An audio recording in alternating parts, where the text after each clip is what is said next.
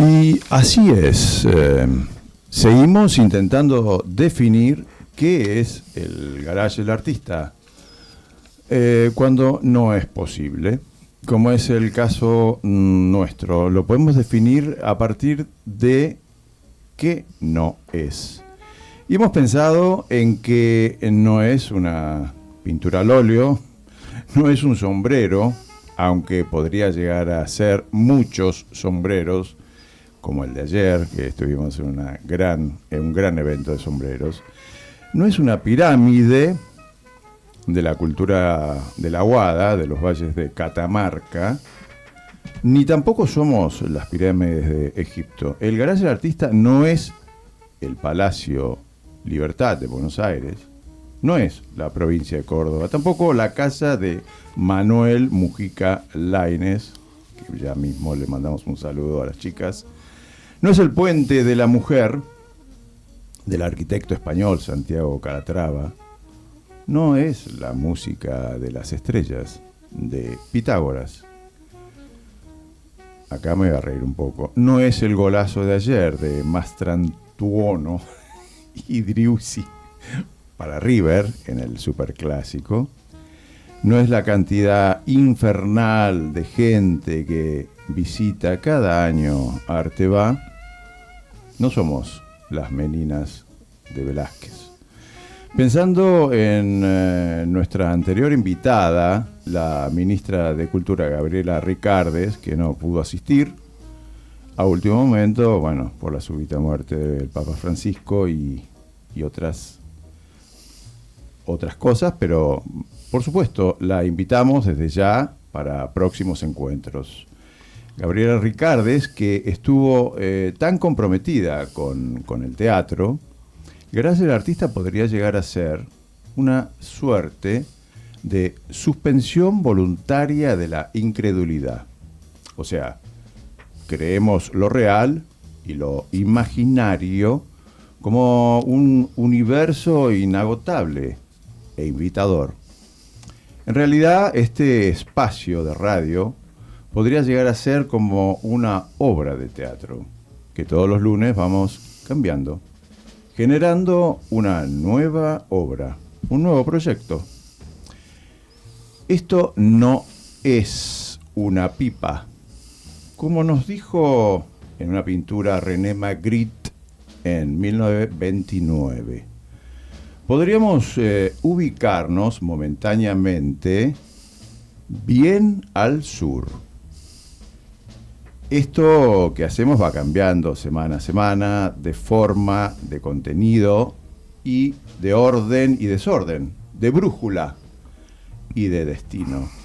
Nos reunimos aquí todos juntos, un solo espíritu, somos uno, mirando al mundo a través de la ventana, unificando lo múltiple sin sacrificar ni humillar la diversidad. Y aquí, después de tanta cháchara, le doy la bienvenida a mi compañero, mi coequiper y mi amigo, Mache Pose. Fernando, querido, buenas tardes. ¿Qué tal? Siempre muy gratificante poder escucharte. Más en este pensamiento, ¿no? De qué es el garage del artista. Tanto que hemos pensado.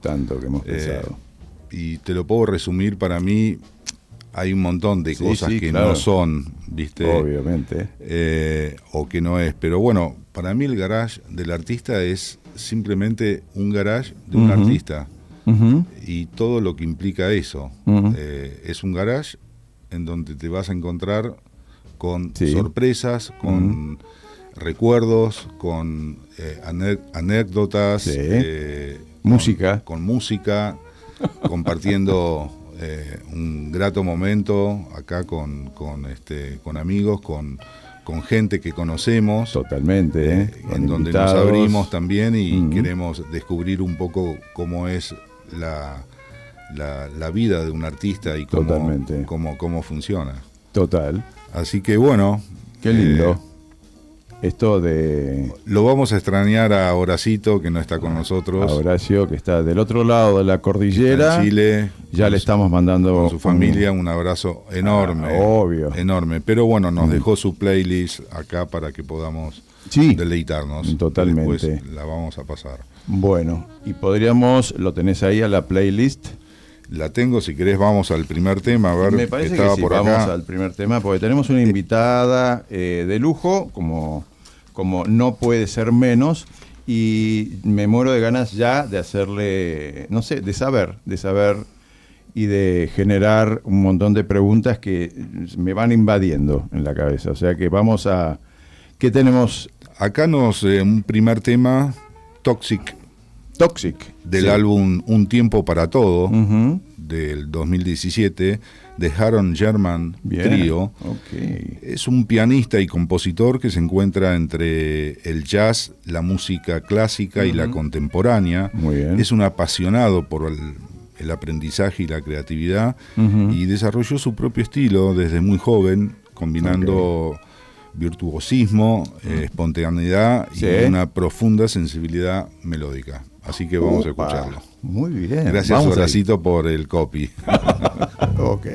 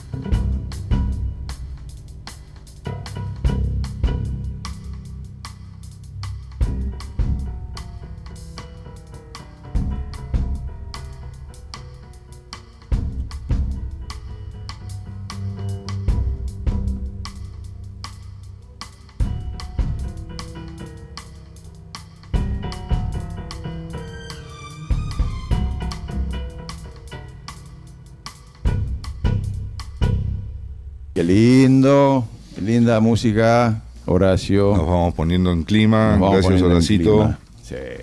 Temón. Bueno, vamos para adelante. Vamos porque allá. Tenemos una invitada de lujo. A ver, contanos un poco. Ahora vamos a ponerle luz sobre esta amistad y esta relación con el arte. Pues somos amigos del arte, nos gusta. Hoy tenemos una grande, una historiadora de arte, curadora y ensayista. En el 2014 recibe el diploma al mérito de los premios Conex, la disciplina ensayo de arte. En el 2018, Francia la nombró Chevalier de las Palmas Académicas. Y entre otras cosas es la directora artística académica de Bien al Sur. Bienvenida al Garage del Artista, Diana Wechsler. ¿Cómo estás? Hola, ¿Cómo muchas estás, gracias Diana? por Gracias la invitación. por estar. Qué bueno. Bueno, bien. Sí. Te quedaste con una que quizás a lo mejor puede ser un poco la apertura que tengamos esta linda charla con Diana, Sí. que también fue distinguida por su labor de investigación por el Senado de la Nación Argentina en el 2004, ¿no? Sí, 2004. Hace tantas cosas. Y contame, ¿qué fue esa distinción? ¿De qué investigación fue la que originó, digamos, esa distinción? A ver, en general cuando se habla de investigación se piensa que eso ocurre en lugares con balones y tubos de ensayo y microscopios y guardapolvos blancos. Claro. Pero la investigación puede ocurrir en varios lugares bastante diferentes. Y hay un área que es la de las ciencias sociales y las humanidades, que es donde se sitúa mi trabajo, y que muchos, por suerte, pudimos acceder a desarrollar nuestro trabajo en esos ámbitos en el retorno de la democracia, con programas de investigación que sobre la segunda parte y ya sobre finales de los 80 se empezaron a generar en CONICET, en las universidades públicas, programas de investigación que no solo estimularon la investigación en general, sino que abrieron caminos nuevos en áreas como, por ejemplo, la de historia del arte, que estaba en manos por ahí de críticos de arte, de conocedores, pero no había un desarrollo de investigación, o era muy Claro. precaria. O quizás en algunos nichos, como el arte colonial, estaba más desarrollado, pero no en arte moderno y contemporáneo. ¿Y qué tipo de investigación es la que se hace ahí? ¿Qué es lo que se Y la plantea? investigación trabaja sobre distintas hipótesis, lógicamente, pero los materiales de la investigación son corpus de obras de arte, corpus de documentos, archivos, prensa periódica, memorias de artistas, colecciones, instituciones. Y aunque parezca mentira, reconstruir todas estas piezas arman un escenario que es aquel en donde se desarrolló el arte moderno, por ejemplo, en nuestro país, que fue lo que fue mi primera investigación dedicada a los años 20 del siglo pasado, esos años locos en donde mis abuelos se habían conocido. Ajá. De hecho, yo mi tesis se la dediqué a mis dos abuelos, porque bueno, ambas parejas de abuelos se habían conocido y se habían casado en los años 20. Entonces, este imaginario de los locos 20 rondaba de algún modo mi imaginación de investigadora, y me dediqué en ese primer trabajo, que es el que me llevó a la tesis de doctorado, a tratar de reconstruir cómo había sido estos años 20 en materia artística en nuestro país. Y me encontré con una cantera de tensiones, de debates, de disputas, de conexiones con Europa, sobre todo. De lo más interesante es que, bueno... En donde por lo general todo eso sucedía en los años 20 en Buenos Aires o en el interior también. También en el interior, y por ejemplo, en Córdoba, en 1924, una revista de arte y cultura que se llamaba Clarín publicó en su tapa una fotografía de una obra de Prampolini, de Enrico Prampolini, que era uno de los representantes del futurismo. Entonces, de golpe eso en Córdoba, Vanguardista. o que el primer Petoruti que se compró por una entidad pública fue en Córdoba también, es interesante. Mientras en Buenos Aires había un director del Museo de Bellas Artes que decía, bueno, Petoruti, no entrará ni un centímetro de pintura de Petoruti en el museo mientras yo lo dirija. Entonces, todas estas tensiones son muy lindas y poder descubrirlas, poder entenderlas.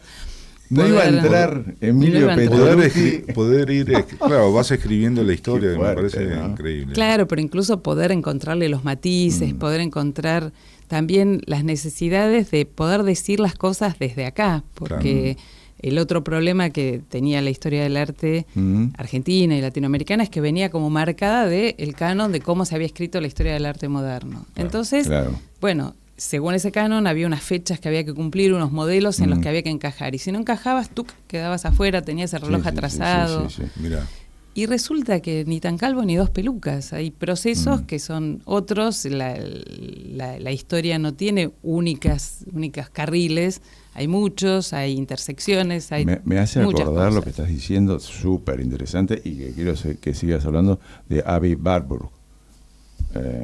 Claro, bueno, para ahí se introduce otra cuestión. Una cosa de locos, pero bueno, claro, es un historiador que no es un... O sea, ¿qué es? Bueno, pero no importa, eso es genial. Es fantástico, y ahí se introduce otra cuestión que es muy rica y que nos ha servido muchísimo para pensar a quienes nos dedicamos al terreno de lo simbólico y en particular de lo visual, que es poder entender los anacronismos, entender que hay situaciones que no necesariamente tienen que tener la misma sintonía cronológica, pero que pueden estar funcionando a nivel simbólico o activándose simbólicamente. Ustedes fíjense, hagan un poquito de memoria, hay una obra que estaba en las tapas de un objeto que los que somos mayores sabemos que existían, que eran las guías de teléfono, que era Sin pan y sin trabajo, de la Carco. Me acuerdo. ¿Cómo no? Esa obra estaba en las guías de teléfono, también en los libros de lectura. Es verdad. Depende de qué edición. Depende de qué dice. Pero sí, me lo puedo imaginar perfectamente. Bien, pasan los años, hay una manifestación como todas esas que hubo en 2001, y entre las pancartas estaba manifestación de Berni y Sin pan y sin trabajo. Entonces, ¿qué pasa ahí? Las imágenes se activan porque tienen una carga simbólica, un potencial que está ahí latiendo. Vale más que 1000 palabras, ¿no? A veces, además, ¿no? a veces sí. Qué bueno eso, ¿no? La verdad que la historia del arte, bueno, no sé, estoy hablando con una historiadora que Diana, no me atrevo, pero bueno. Toda esta investigación que estás comentando, uno, digamos, de los años 20, ¿dónde se puede ver? ¿Está en algún lado? A ver, ¿terminó en un libro? Terminó, esta tesis terminó en un libro que se llamó Papeles en conflicto. Ajá. Luego, bueno, hay... Digamos, el trabajo de un historiador del arte, de un investigador en historia del arte, te lleva por un montón de lados. Y los historiadores del arte, que nos gusta la curaduría, tenemos un laboratorio en la curaduría. Claro. O sea, trabajamos colecciones, trabajamos corpus de obras y ensayamos en esos espacios, que son las salas de exposición, combinaciones de obras que nos permiten eso que nosotros investigamos y produjimos un libro, un paper, lo que sea, llevarlo a un público más amplio. Porque finalmente, ¿quién lee un libro? Claro. Y tu trabajo es un poco recorrer, entonces estás... No, está bien, pero digo, un libro lo leen 100 personas y uno se pone contento. No pude con mi sueño. Pero una muestra la ve... Sí. O sea, yo tuve la suerte por estas cosas de la vida que me ofrecieran trabajar con el archivo Spilimbergo muy tempranamente. Y Spilimbergo se murió en el 64. En el 96 me proponen trabajar con el archivo Spilimbergo, que hasta ese momento muy poca gente lo había visto. Lo tenía la familia. Lino Enea. Exacto. Me pongo a trabajar con el archivo de cara a hacer un libro. En el camino... Territorios del diálogo. Ese fue después. Ese fue después. De cara a hacer un libro, que después también fue una muestra, y ese libro y esa muestra se publicaron en el 99, con fondos del Fondo Nacional de las Artes, y una muestra enorme que se hizo en Recoleta.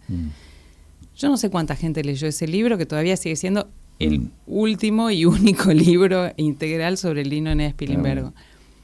Pero la muestra en 5 semanas la vieron 250.000 personas y hacían cola.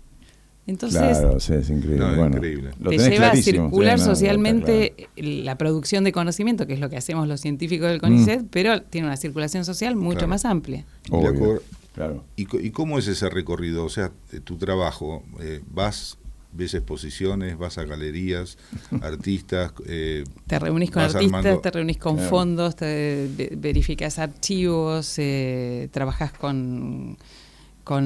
por ejemplo, en la hemeroteca, donde se guardan todos los diarios del país y revistas y demás.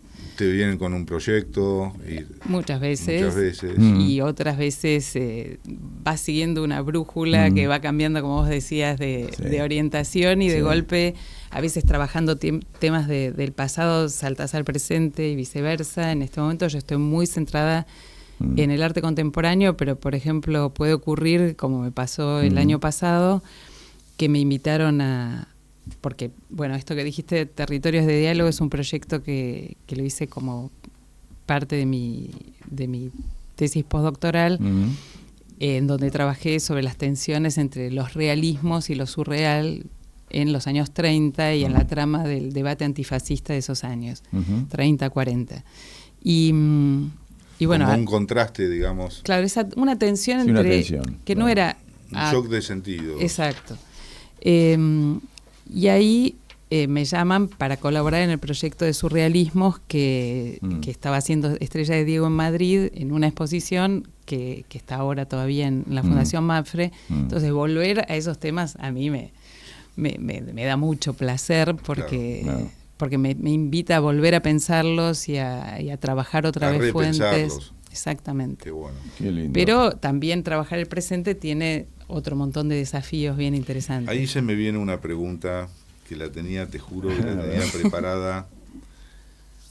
Imagínate que un amigo tuyo que es inventor tiene la máquina del tiempo, ¿no? Y te invita a que uses la máquina.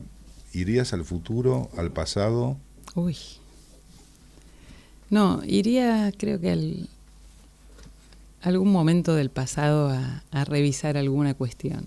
Me metería, no sé, O sea, en la vos- filmación de Metrópolis de Fritz Lang, Ah, Claro, mira. está bien. por Bien. ejemplo. Me metería O sea, en algo así tan encontrar un micro. momento de tu pasado. O me metería, no sé, en los ensayos de Pina Bausch, no sé, en esos huecos del trabajo de otro para entenderlo más, para pensar con el otro, para jugar a ser parte de una Totalmente. producción. Qué Está muy bueno. bueno. También quería comentar a la gente, bueno, que estamos con Diana Wechsler, que dirige junto a Aníbal Josami Bienal Sur, que cumple 10 años este 2025 como referente del arte del sur, y quizás tienen muchísimos artistas, 5.000 artistas participan en esta quinta edición. Qué locura. Participaron del llamado abierto internacional. Sí, del abierto internacional, 5.000. Bueno, y me gusta porque que se enfoca en el sur global y abordará temas como las distopías y la comunidad artística en el 2025. Qué interesante, ¿no? Sí, en realidad... A ver cómo es eso. Claro, nosotros cuando empezamos a pensar bien al sur con Aníbal, hay que decir que esto puede, entre otras cosas, nos gusta pensar que quien incuba estas cosas es la universidad pública, ¿no? Porque es el espacio donde es el garage, como Está dicen muy bien, ustedes. sí.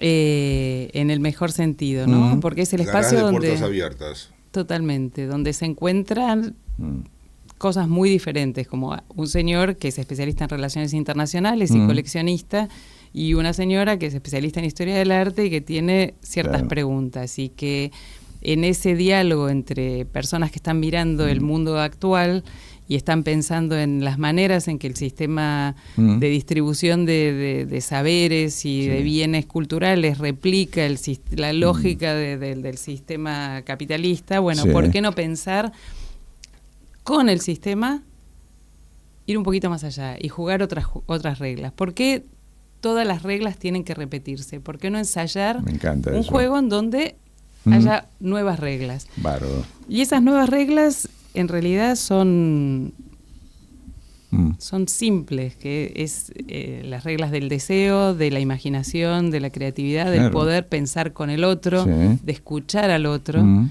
y de no imponer nada, sino de tratar de construir juntos. Totalmente. Einstein decía, lo dije la vez pasada, que digamos que la lógica te lleva de A a B y la imaginación te lleva a todas partes. Exactamente. Es genial. Acá tengo el libro, a ver si se ve, de Bien al Sur, que lo muestro, aparte de, bueno, tienen tremendo libro de... ¿Dónde se consigue? De la edición 2023. Esta es la 2023. Sí, porque al ser bienal, bueno, claro. Ahora este año...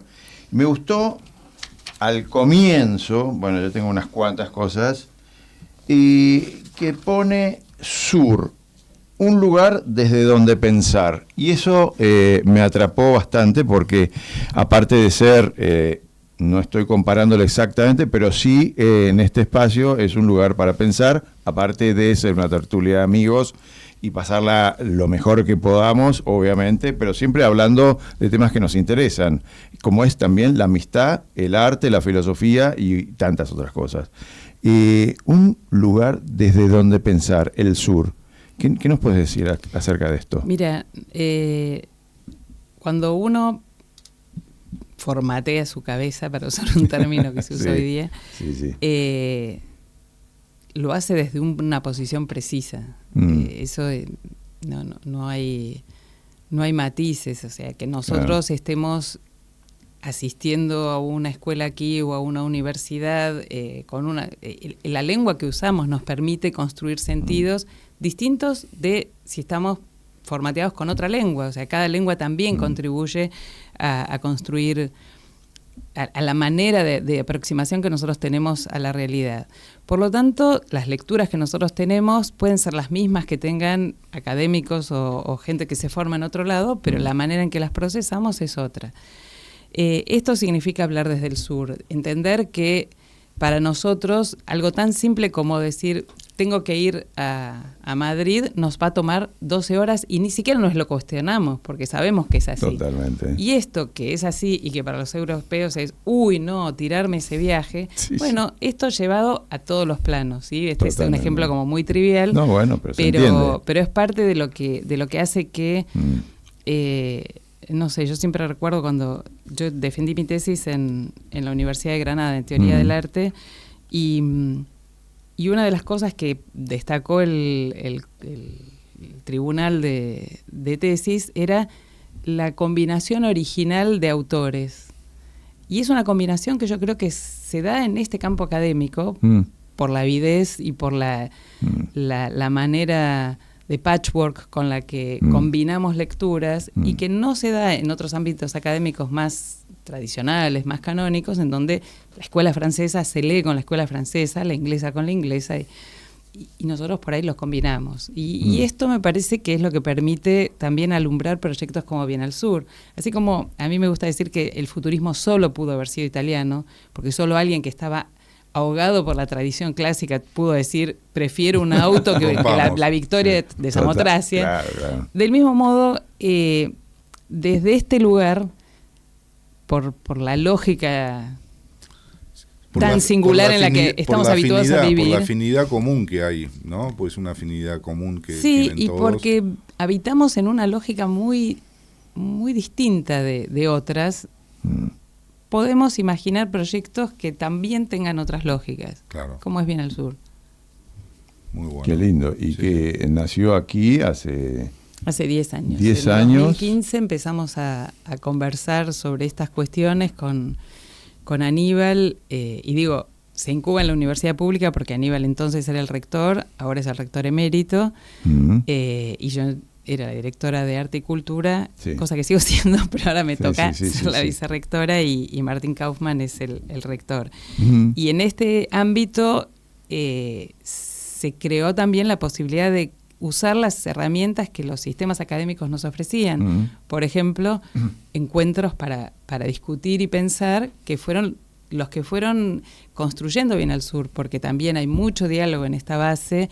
Estrella de Diego, quien vos mencionabas antes, tanto como Andrés Duprat o Enrique Aguerre de Uruguay, o Ticio Escobar de Paraguay, estuvieron con nosotros discutiendo. O sea, empezamos a discutir nosotros esto y empezamos a invitar otros. Qué riqueza, ¿no? Y tienen una plataforma, tienen un lugar en donde pueden... Obvio, sí. Bienalsur existe como sitio en la web, que es como el gran archivo. Además, también apoyándonos en los recursos de la universidad tiene un espacio de producción audiovisual muy grande y tiene muchas carreras de producción audiovisual y de producción artística que nos permitió apoyarnos en esos y bueno, Bienalsur TV tiene un espacio en YouTube de Bienalsur Arte, en donde hay documentales, hay entrevistas, hay mucho registro. Hay un lugar para explorar. En donde la se página puede web ver lo que hacemos. Es bienalsur.org. Sí, Perfecto. .org. Que en este momento van a encontrar algo raro arriba, pero porque esas cosas que pasan, que nos la capturó una empresa de juegos o no sé qué, entonces van a llegar siempre a bienalsur.org, pero en vez de decir Bienalsur chiquitito arriba, dice otra cosa. Pero no le prestan atención. Y también está en Instagram. Y también estamos en Instagram, que es Bienalsur Arte. Exactamente. Y en YouTube, que es donde se pueden ver todas las actividades y todos los encuentros sur global. O sea, con esto que yo les decía, antes de llegar a 2017, o para llegar, fuimos haciendo 16 encuentros globales, donde invitábamos, y desde el primero, con un poco de delirio, lo hicimos presencial y en streaming. Mira. Cuando nadie nos conocía, o sea, ¿quién nos iba a escuchar? Pero nos parecía que era importante generar esto. Bueno, así crecieron. Bien, como nosotros, Fer. Soñando. ¿No? Totalmente, sí. Creo que estamos con 150.000 seguidores. Que nos escuchan. Bien. Impresionante. Totalmente. Que dice que estoy tratando de leer acá tantas cosas interesantes, ¿no? Bienalsur se presenta como un proyecto con una fuerte perspectiva geopolítica. Contanos un poco qué significa, digamos, esto. Por lo menos, bueno, sí. Como todos sabemos, todos los ámbitos tienen sus propias lógicas y dinámicas. Bueno, el ámbito del arte tiene una serie de instituciones que tienen también sus canales de diálogo entre sí. Y sus protocolos, claro. Y sus protocolos. Bienalsur, de algún modo, busca poner junto lo que está separado. Entonces, construye una cartografía en donde museos muy constituidos, muy conocidos, muy centrales, como puede ser el Museo Nacional de Bellas Artes o el Reina Sofía o el Pompidou, forman parte de esa misma cartografía junto a un centro cultural muy pequeño de Amaicha del Valle o la ciudad sagrada de Amaicha del Valle o una residencia para artistas en Mozambique. ¿La van armando ustedes? Esa red se va armando así, como red. Qué dolor de cabeza, ¿no? Porque yo estoy pensando, digo, son 50 países o algo así. Está Argentina, Argelia, Paraguay, Líbano, Colombia, de todo. O sea, incluso México. Lo más problemático en realidad es la diferencia horaria. Japón. Porque a veces hay que levantarse muy temprano o acostarse muy tarde para hacer un Zoom con Japón o con China. No, es impresionante. Es impresionante, te digo. Sí. ¿Cómo hicieron para abordar semejante empresa? Porque esto es una... Hay digamos, un poeta lo llamo que dijo... empresa, pero bueno, entiendo que... Sí, de empresa, claro. En términos de rédito económico no tiene mucho. No, claro. No tiene nada, te diría. Pero... Hay un poeta que dijo, se hace camino al andar. Y es así, cada día. Cómo siembran también, ¿no? Qué lindo. Van dejando es muy hermoso. Sí, obvio. Yo les recomiendo, si tienen que elegir algo para mirar en nuestro canal de YouTube, que vean... hay un proyecto que desde el 16 venimos digamos, desarrollando con la Universidad de las Artes de Tokio, que se llama Turn Bienalsur, y que lo hicimos en 2017 en Buenos Aires y en Lima, en 2019 en Amaicha del Valle con comunidades quilmes calchaquíes. Vean el documental ese. Wow, lo voy a ver. Buen dato. En el 21 lo hicimos virtualmente en Tokio y Málaga. O sea, no se pudo viajar porque estábamos recién saliendo de la pandemia. Claro. Y en el 23 lo hicimos en Urayasu, que es una ciudad de Japón, y en General Rodríguez, y los resultados se expusieron acá en el Hotel de Inmigrantes. En cada caso se trabajó con algo que nos traducen como comunidades de diferencia, que pueden ser, en el primer año trabajamos con comunidades de autistas y Asperger, Mirá. en el segundo con las comunidades Quilmes Calchaquíes y la recuperación de las tradiciones de estas comunidades, en el encuentro con las tradiciones japonesas. En el 23, con los lugares de la comida como espacios de socialización, con un grupo de adultos mayores de la ciudad de Urayasu y con un grupo de jóvenes que están en procesos de recuperación de adicciones en General Rodríguez. Qué interesante. Y esto también. ¿Y cómo sigue en el 2025? Y en el 2025 estamos trabajando con las problemáticas de la cultura de los hipoacúsicos, o sea, de la gente que tiene dificultades auditivas, o sea, cómo desde la producción de sonidos no audibles, digamos, esto desde el arte y desde la cultura de la no audición, cómo se construye un mundo, cómo se reemplaza una también. Otra cultura, claro. Interesante. Súper interesante. Y tengo una pregunta, ¿no? Que me quedó tildada ahí. ¿Vos cómo ves la relación entre ponerle el arte y la inteligencia artificial? Qué preguntita. A ver, es un tema bastante controvertido. Yo prefiero la inteligencia natural para poner una posición. Pero me pasa, te digo, experiencia. De repente escucho determinados temas que no me doy cuenta ya que son temas que están realizados por la inteligencia artificial. Me podría pasar con una obra también y podría lograr el mismo impacto o la misma sensación, digamos, y no darme cuenta que es inteligencia artificial. Entonces digo, bueno, esto... Sí, yo creo que ¿termina es todo en inteligencia artificial? Digo, ¿no? No creo. Yo creo que es complejo y que es relativamente nuevo todavía. En realidad, que tenemos conciencia de que esto está y que tiene esta magnitud, porque en realidad desde que empezó la computación a sustituir una cantidad de procesos, ahí empezó a sustituir lugares. Un político que dice, haceme un discurso que diga esto. Bueno, así salen algunos discursos, ¿no? Bueno, con slogans de productos de consumo masivo. Totalmente. Pero bueno. Pero no se puede, para mí, es una opinión personal, no se puede reemplazar el espíritu de, no sé, por decir un Borges. Sí, lo puedes imitar, pero no sé, no... Ha creado muchas cosas que no creo que pueda sustituirse como creación. Sí, yo creo que también hay una cuestión que es la decisión. Muy bien, quizás. Yo ni siquiera tengo elementos como para discutir de si puede ser una imitación o si puede ser una construcción per se que pueda interesar, pero...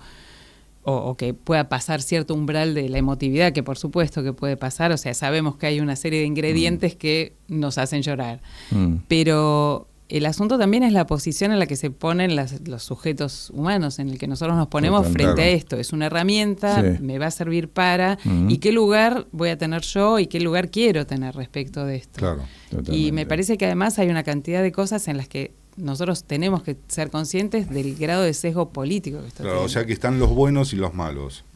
Van a estar como siempre, ¿no? No, pero además hay un sesgo político muy grande, porque, a ver, la inteligencia artificial... Lo que pasó con España, digamos, puede ser, y creo que puede ser producto también de una tecnología que... bueno, ahí... ¿No? Ahí nos metemos, sí, bueno, quién sabe, sí, ¿por qué inteligencia artificial, pero no tengas lugar a dudas. Bueno, por supuesto. Pero bueno. En la música también tiene... Te voy a dejar descansar un segundito, Diana, porque vamos con el segundo. Claro, vamos con el segundo. Estamos encima, hombre, y déjala, hombre. Vamos. Sí, decime, ¿con qué vamos ahora? Vamos con Glow, del álbum Scope, del año 2018, de Manu Katché. Muy bien, vamos a escucharlo.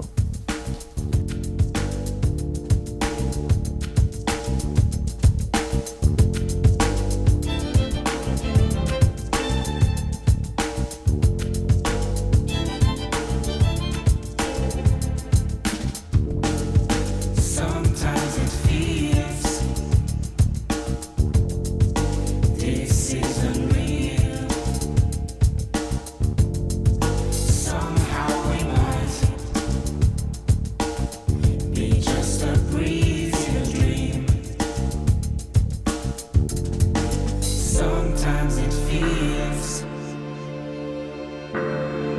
this is unreal. Somehow we might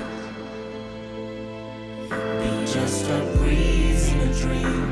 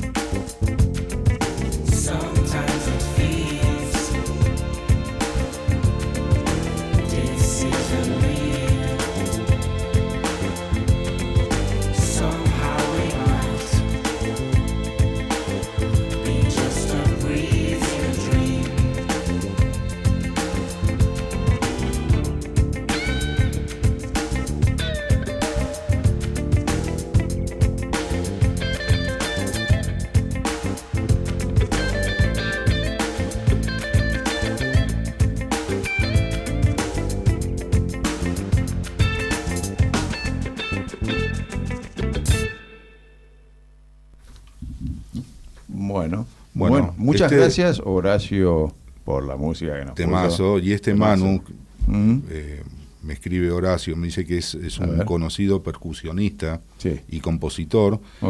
Tiene posee un gran prestigio en su ámbito instrumental y ha acompañado a artistas de las tallas de Peter Gabriel, Dire Straits y Sting. Bueno, los ni tres. Más ni menos. Ni más ni menos, qué lindo. Bueno, decime. Estabas hablando de la inteligencia artificial, en donde ahí... Para los que recién se acoplan, digamos, acá al Garaje del Artista, estamos con Diana Wetzler, que estamos encantados de la vida, porque es una historiadora. Nos ayuda a pensar también. Directora también, junto a José Samí, de Bien al Sur. Estabas hablando de... Estábamos hablando, mientras escuchábamos también un poco el tema, con Diana seguíamos hablando sobre la inteligencia artificial y me pareció también como oportuno que puedas contar un poquito esta reflexión tuya, ¿no? En relación a la inteligencia artificial. En verdad, todo lo que viene de la técnica, en general, se nos traduce socialmente como que es neutro. Claro. Y no existe la neutralidad jamás, y menos en la inteligencia artificial. La inteligencia artificial se alimenta de todos aquellos textos que están disponibles libremente en la web. Todos los textos no están disponibles, o sea, todo lo que está en la web no está no está disponible libremente, paga derechos. Los que están libres son un corpus muy grande, pero no es todo. Por otro lado, toma solo los que están en inglés. Por lo tanto, ¿dónde está la soberanía de cada sitio, de cada lengua, de cada pensamiento en esa lógica? Entonces, te entiendo, claro. Si bien la combinatoria es no infinita, pero casi, a la hora de pensar, lo que hace la inteligencia artificial es combinar eso, y eso da como resultado cantidad de sesgos de género, de raza, de ideológicos, de posicionamientos. Y esto no es poco, ¿no? Entonces hay que tomar una decisión frente a esto que tiene que ver con pensarlo como una herramienta que puede facilitar un montón de procedimientos, sin duda. O sea, hay algo que vengo leyendo mucho de los ámbitos de las leyes, en donde analizar una casuística de 1.200 casos de X situación Sí, legal, claro. bueno, la inteligencia artificial lo puede hacer muy rápido estableciéndole las buenas preguntas, que también es eso, hay que aprender a usarla. A usarla. Y ver en qué medida está de nuestro lado y en qué medida la soberanía la seguimos llevando nosotros. Lo que pasa es que es como un tsunami, ¿viste? Es como bueno, lo típico, ¿no? No podías elegir si ibas a... Podías, por supuesto, como todo, se puede elegir, pero el teléfono móvil, qué sé yo, ¿viste? ¿no? No es como difícil esto, ya no es más estar un fuera- teléfono. El fuera teléfono, de- ojalá fuese solamente un teléfono. Yo a veces Es un que digo- teléfono, una computadora. Hay entras gente al que se banco. resiste. Tengo amigos que lo han obligado, digamos, la familia, en serio te digo, pintores, por supuesto, así un poquito loquitos. Un tal Marcelo, que le mando un saludo. Bueno, pero son uno en un millar, ¿viste? O quizás en 1.000.000, ¿no? ¿No es cierto? Es así, Es es así. así. Es así. Creo que nos asusta un poco también, Pero pero bueno, hay que... Sí, hay que transitar con esto no- buenamente. No, hay que combatirla, no hay No, que por combatirla, supuesto. hay que conocerla. Exacto. Es cierto, sí. Qué lindo tenerte acá.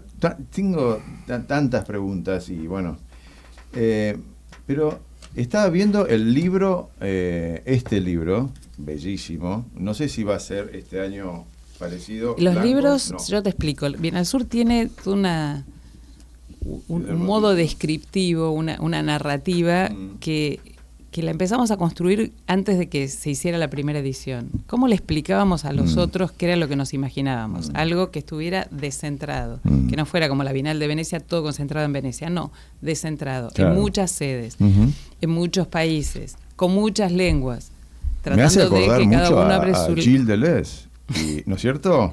Y muy rizomático. El por eso. rizomático, el rizoma. A la vez tratando de Mm. ir a escuchar el otro y pensar juntos. Mm. Bueno, todo esto nos llevó para poder explicarnos, de golpe nos encontramos hablando de cartografías. Claro. De golpe nos encontramos pensando entre pensar lo local con lo local, pero también siendo parte de una Esto red en una global. tertulia de horas y horas de encuentro, me Horas y imagino. horas. Y las pueden ver, están todas colgadas en el YouTube. Claro. De Mirá, esas qué horas, interesante. todas las que fueron públicas, que fueron muchísimas, están ahí colgadas. Y asimismo apareció como, bueno, ¿cómo vamos a hacer para el catálogo de mano? Todo se produce para la edición. Sí, Entonces claro. ahí apareció el pasaporte, que es una versión pequeñita de esto. Eso sale con la edición, o sea, sale Claro. la cartografía y el pasaporte. Sí. Y esto, que es el libro de bitácora, para seguir con esta Sí, misma lógica, sí. sale al año siguiente, a los Ok. 5 o 6 meses, porque Total. todo el registro fotográfico Lo se tenés que hace hacer, claro. en el momento. Claro. Exactamente. Sí. Que- Yo veía el libro y tengo, como ya me conoce, tengo 550.000 escritos. Y el otro día estaba queriendo averiguar un poco más de lo que es el maná, bueno, y tuve que introducirme, obviamente algo sabía, pero bueno, y acá tampoco quiero extenderme mucho, pero viste que Israel se puso a llamar aquello maná, ponen aquí, que era blanco, como la semilla del cilantro, y su sabor era como el de las tortas con miel, ¿no? 40 años deambularon por el desierto, lo recibían todos los días al maná, menos el séptimo, el sábado, ¿no? Y algunos eruditos han propuesto que el maná deriva de una palabra egipcia, menú, con doble N, menú, que significa alimento. Y yo veía esto, y la verdad, por el esfuerzo que tienen ustedes y la gran, bueno, por suerte, la gran inteligencia, y lo digo Que no es artificial, ¿eh? que no es artificial y tienen un tremendo despliegue, porque están en 50 países y no sé, un montón de cosas que las pueden ver aquí, por supuesto, en YouTube. Y en la web. En la web, bueno, digo, parece un maná esto. Está... Cuando empezaste con lo del maná me asusté, No te porque asustes. empecé a Esta es una recordar interpretación mis mía, nada lecturas que ver de con... pasados muy lejanos, porque yo empecé a estudiar historia porque creí que quería ser egiptóloga, entonces me fui por allá mirá. atrás. Cuando te fuiste a Egipto empecé. ¿En serio? Ah, qué lindo. ¿Por qué? ¿Qué leías? Wow. En realidad me Me parecía Egipto o de chica. fascinante, claro, de muy chica, y a los 13 ¿A Tintín? años empecé, sí, a Tintín por supuesto. A los 13 años, no sé, había un lugar de filosofía Qué por ahí en lindo. Belgrano, cerca de mi casa, y iba a unos seminarios que daban una vez por semana y me parecía fascinante. Qué bueno. Y íbamos además los lunes a la noche con mis padres y mi hermano al ay, ¿cómo se llama ¿Museo? esto? No. No, a otra cosa que no tiene nada que ver con Ah. eso, que es la astronomía. ¿Al planetario? No, al ¿cómo se llama? Al telescopio, el observatorio astronómico que hay en mira. Parque... Ahí me mataste, Chacabuco. pero bueno. Parque Chacabuco, Sí, en ahí. Caballito. Ok. Que encima era re lejos de casa, pero Sí. era el único día que se podía dormir tarde porque íbamos a eso. Y había Wow. un señor que nos contaba todo lo que veíamos y encima siempre metía historias mitológicas. Qué Y, lindo. entonces para mí la antigüedad era fascinante, pero Egipto en particular. ¿Y tú? Posiblemente lo conozcas al arqueólogo, quizás, Rex González. Claro, Alberto Rex, un tío mío. ¿En serio? Sí. Bueno, ¿qué ibas a decir? No, decía de tu padre, me imagino, de tu papá, que con ese programón para llevar a sus hijos, o sea, él en Era algún punto también fascinante. era un, Qué lindo un programa, apasionado de mirar las estrellas. Sí, de- mi madre también porque era física. Entonces Ah, ahí había o toda sea una que- combineta de, mirá. de Bueno, fantasía y realidad Claro. que nos ¿Y tu nos papá? llevaba. ¿Y tu papá? Mi papá era médico, Médico. pero era muy fantasioso. Bueno, pero muy bien. fantasioso, muy Bueno, buena esa. y de hecho también me comentabas que tu marido es historiador. Claro. Mirá. Y mi hermano músico, así está toda la familia. Mirá qué Ah, lindo. bueno. ¿Y sí, tus sí, hijos sí. no? Mi hijo es deportista y cocinero. Ah, Muy mirá. Y O mi sea, hija bien, es actriz. Bueno, Qué bueno. debe cocinar rico. Sí, sí, ¿no? Qué lindo, debes comer bien entonces. Cuando cocina para nosotros. Qué bueno. Deportista de fútbol. No, hockey sobre patines, muy Mirá. raro. Oh, Mirá no, vos. conozco. Tengo los ¿Qué tenés? No, conozco un chico que también jugó Insúa. Insúa, claro, en Jeva. Sí, en Jeva, sí, sí. Ah, mirá. Mirá, ¿viste? Conozco Mirá. a muchos de los padres. Totalmente. Que les mando un saludo a Polo. Apolo. Polo Insúa, sí. Muy bien. Bueno, Bueno, que estamos ya para despedir, todavía tenemos, tenemos unos minutos. tres temas, nos vamos con Trinity. Nos vamos con Trinity. Snarky Puppy, banda estadounidense de jazz, fusión liderada por el bajista Michael League, de fundada en 2004. Ujú. Snarky Puppy combina una variedad de estilos de jazz, rock, Ok. música del mundo y funk, y ha ganado 5 premios Grammy. Bueno, y con esta despedida musical la despedimos a Diana Wetzler, Muchas gracias. que fue formidable. Ojalá que puedas venir nuevamente. Cuando quieras. Un placer, ¿eh? Un placer Gracias, total. igual. Y así que nos estamos viendo la semana que viene aquí con mi amigo Mache Pose y Horacio Horacito. Alba, que va a volver de su Chile querido también. Nos vamos hasta el lunes que viene aquí en el Garage del Artista. Por Fernando Quirós.